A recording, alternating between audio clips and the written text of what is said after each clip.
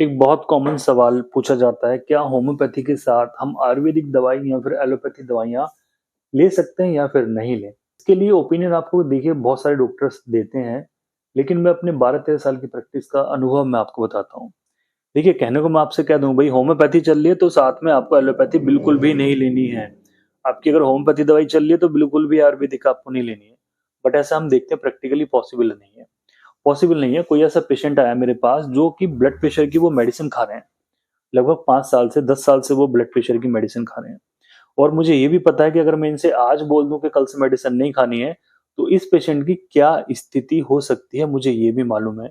क्योंकि जो उसके सारे सिम्टम्स हैं वो सप्रेस हैं, दबे हुए हैं कि पेशेंट को हर 24 घंटे में एक टैबलेट खानी है। ये मैनेज करना बड़ा टिपिकल हो जाता है, बड़ा मुश्किल हो जाता है। अब कोई पेशेंट है जिसको डायबिटीज है, कोई पेशेंट है जिसको हाइपोथायराइडिज्म है, मतलब थायराइड की वो टैबलेट खाते हैं, या जोड़ों में दर्द है, तो हम देखते हैं कि भाई ऐसी जो मेडिसिन होती हैं जिनकी क्रॉनिक कंडीशन है वो तुरंत से नहीं छुटती हैं। कि हम अगर एलोपैथी मेडिसिन को छुड़ाना चाहते हैं तो कुछ दिन तो साथ में आपको होम्योपैथी मेडिसिन चलाएंगे, साथ में जब रिलैक्स लगना शुरू होगा तो वो धीरे धीरे करके कम होंगी। अगर पेशेंट का पता लगा भाई ब्लड प्रेशर की हमने दवाई आज ही बंद कर दी, अपनी होम्योपैथी दवाई दे दी, और बीपी को उसको पता लगा भाई कल तो जाके उसको ब्रेन हेमरेज हो गया, तो पेशेंट की लाइफ से बिल्कुल भी खिलवाड़ नहीं करनी चाहिए। मेरी तो खुद की पर्सनल ओपिनियन ये है। बाकी जो डॉक्टर इंटरनेट पे बोलते हैं कि भाई होम्योपैथी दवाई के साथ एलोपैथी नहीं खानी चाहिए, तो ये सारी चीजें सामने आती हैं। भाई क्यों नहीं खानी चाहिए? जब तक पेशेंट की जो डिजीज कंट्रोल ना हो तो साथ में तो उसको खिलानी पड़ेगी, उसकी लाइफ से खतरा क्यों।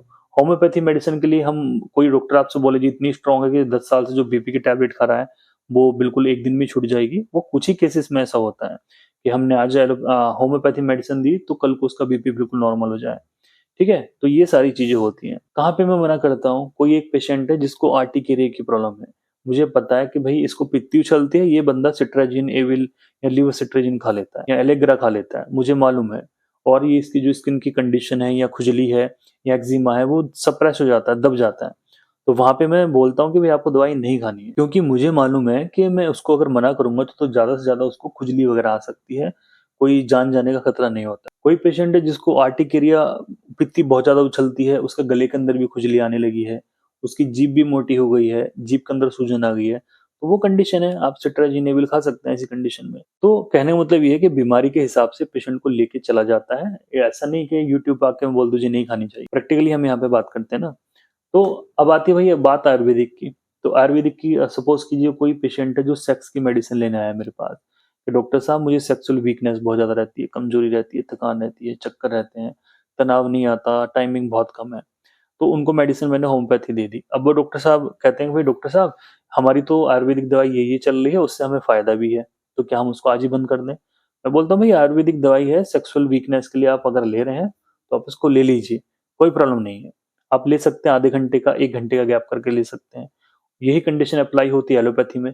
अगर आपकी एलोपैथी मेडिसिन चल रही है, होम्योपैथी लेना चाहते हैं, तो आधे घंटे का आपको गैप करना होगा। एलोपैथी के लिए मैं साफ-साफ मना करता हूँ, जो कि स्किन से रिलेटेड डिजीज़ हैं, जो कि सप्रेशन कर रही हैं, और किसी को नज़ला जुकाम होता है, वो बार-बार उसको जुकाम हुआ, उसने जाके एंटी एलर्जिक मेडिसिन खा ली, मैं ऐसे केस में पेशेंट को मना करता हूँ। बाकी आयुर्वेदिक साथ में लेते हैं तो थोड़ा सही रिजल्ट सामने आ जाते हैं, कुछ केसेस में, सब में भी नहीं बोल रहा हूँ मैं। तो वो कंडीशन के हिसाब से चलाई जाती है, इनका कोई ऐसा दुष्प्रभाव, कोई साइड इफेक्ट या मेडिसिन का एक्शन कम, ऐसा कुछ भी नहीं होता है। तो ये थी सारी कहानी जो मैंने आपको बताई है allopathy, homeopathy and even Ayurvedic की भी, कि इस तरीके से आप दवाइयाँ ले सकते हैं, गैप कर लीजिए, कोई साइड इफेक्ट नहीं है, कोई नुकसान नहीं। बाकी ये वीडियो किसी डॉक्टर को ऑफेंड कर सकता है, लेकिन मेरा जो खुद का पर्सनल ओपिनियन है वो मैंने आपके सामने रखी है। किसी व्यक्ति की भावना को ठेस पहुँचाना मेरा काम नहीं है। आपकी सभी लोगों की प्रैक्टिस अलग-अलग हो सकती है, सही तरीके से आप करते होंगे, क्या पता मैं गलत तरीके से करता हूँ। क्योंकि मेरे सामने जो ना पेशेंट की लाइफ सबसे ज़्यादा मैटर करती है। ये मैटर नहीं करता कि भई होम्योपैथी से ही मैंने इसको ठीक किया है, उसकी लाइफ सबसे मैटर करती है, ठीक है? तो बस चलिए ये वीडियो यहीं पे खत्म करते हैं। बाकी कुछ भी आपकी प्रॉब्लम्स हैं, आप नीचे कमेंट कर सकते हैं।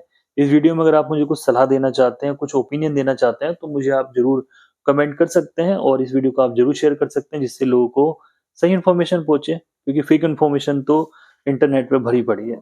नमस्कार, आज का वीडियो यहीं खत्म करते हैं।